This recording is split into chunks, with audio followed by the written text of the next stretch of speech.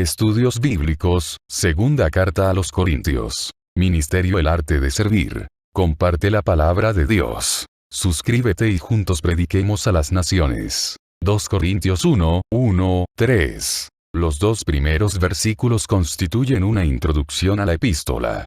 Y después, como hemos anticipado en nuestro bosquejo general, se comienza a desarrollar el tema del consuelo de Dios en los planes de la vida. Pablo realmente comenzó su carta en un nivel alto. Leamos entonces el versículo 1 de este capítulo 1 de 2 de Corintios, para examinarla. Introducción. Pablo, apóstol de Jesucristo por la voluntad de Dios, y el hermano Timoteo, a la iglesia de Dios que está en Corinto, con todos los santos que están en toda Acaya. Pablo estaba escribiendo con la autoridad de un apóstol. Creemos que cualquiera que está hoy dedicado al ministerio de la palabra de Dios, debería hablar con autoridad.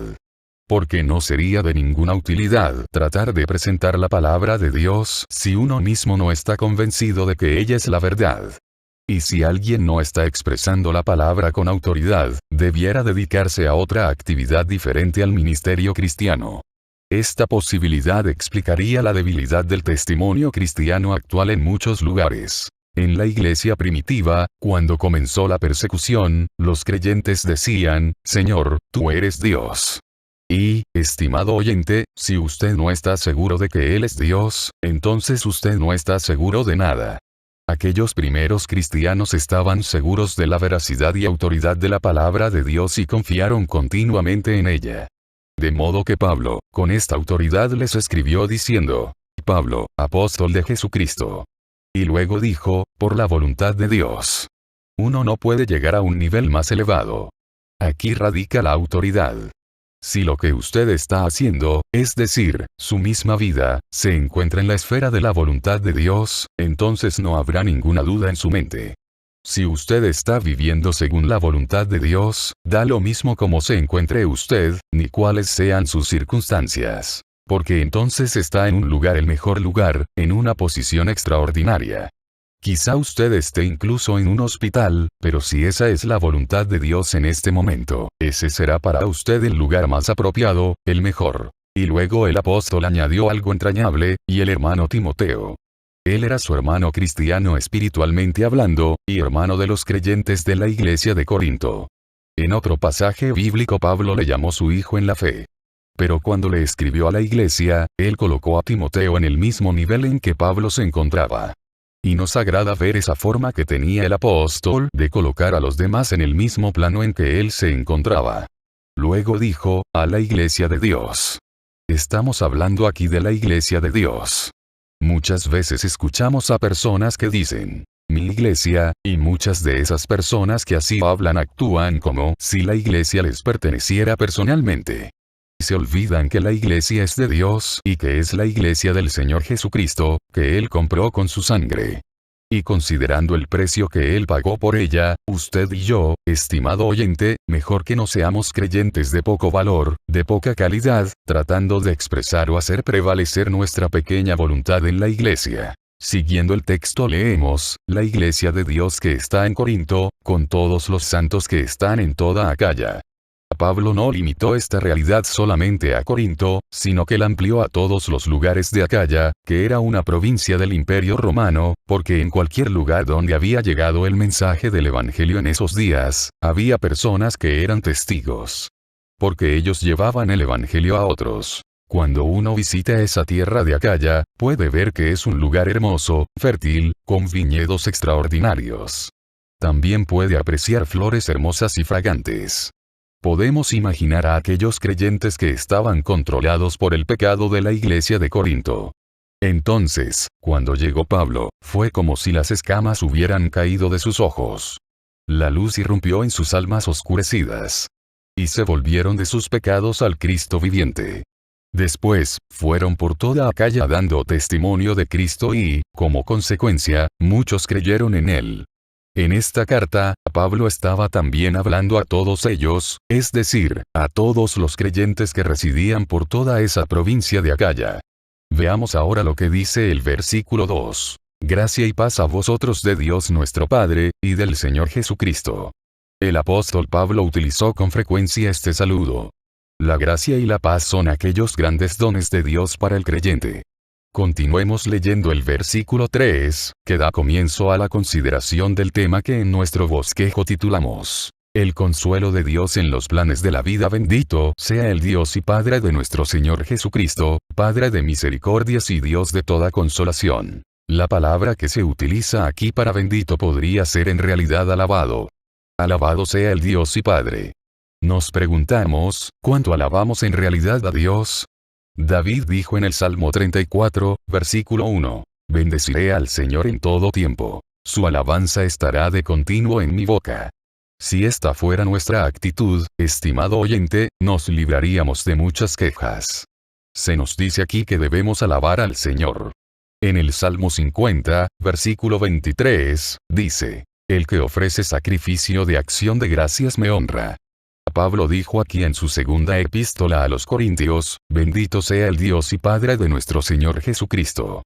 Dios es el Padre, es decir, esa es su posición en la Trinidad, y de tal manera amó Dios al mundo, que ha dado a su Hijo unigénito.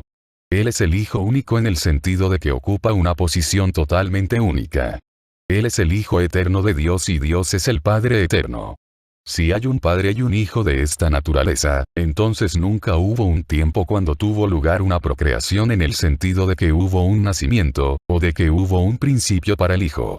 Así que esta expresión indica las posiciones en la Trinidad. Tanto el Padre como el Hijo son eternos. Después Pablo le llamó Padre de misericordias y Dios de toda consolación. Quisiéramos dedicar unos momentos a hablar sobre estas tres palabras, que son amor, misericordia, o compasión, y gracia. Una de las palabras es amor, ya hemos mencionado esto antes. Se ha dicho mucho acerca del amor. Nos parece una expresión teológica más que sentimental, decir que Dios nos salva por su amor. Ahora bien, es cierto que Dios nos ama. ¿Y cómo nos ama? Incluso no sabemos hasta qué punto nos ama. Nuestro corazón se quebrantaría si pudiéramos comprender lo mucho que nos ama. Ahora, ¿qué es la gracia?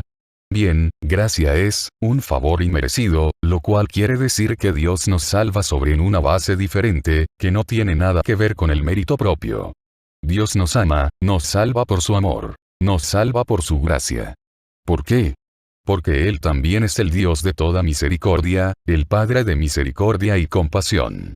Y, la gracia significa que Dios nos ha amado tanto que nos ha provisto un Salvador, y cualquier cosa que usted y yo tenemos hoy es una muestra de la compasión y misericordia de Dios.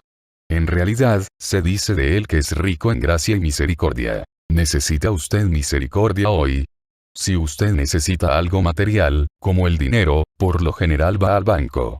Y si usted necesita misericordia, compasión, ayuda, debe ir a aquel que es el Padre de misericordias.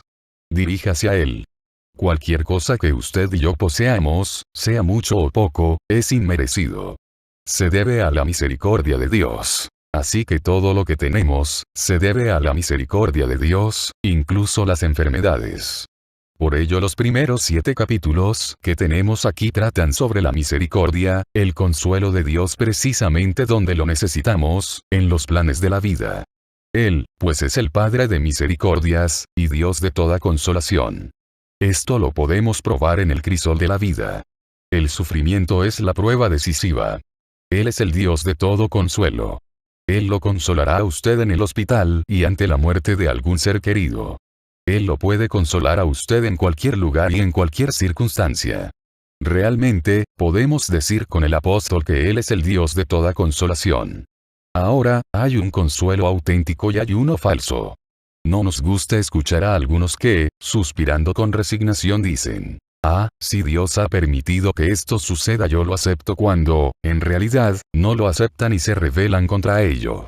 Tenemos que ser honrados con Dios y, en esas circunstancias dolorosas, decirle cómo nos sentimos. Debemos decirle que lo que nos ha sucedido no nos agrada en absoluto. De todos modos, Dios ya lo sabe y quiere que seamos sinceros con Él. Por ello decimos que hay un consuelo genuino y otro que no lo es. Existe la noción popular de que el consuelo es como algún tipo de edulcorante sentimental con algún matiz de debilidad. Cuando yo era pequeño, y me caía, me lastimaba las rodillas. Yo siempre me preguntaba por qué mi madre no me ponía pantalones largos, pero ella nunca lo hizo. Y cuando yo me quejaba de las heridas, ella se me acercaba y me besaba para consolarme. Me decía, bueno, no es nada, ya pasó. Y ella me consolaba y yo creía en lo que ella estaba diciendo y dejaba de llorar.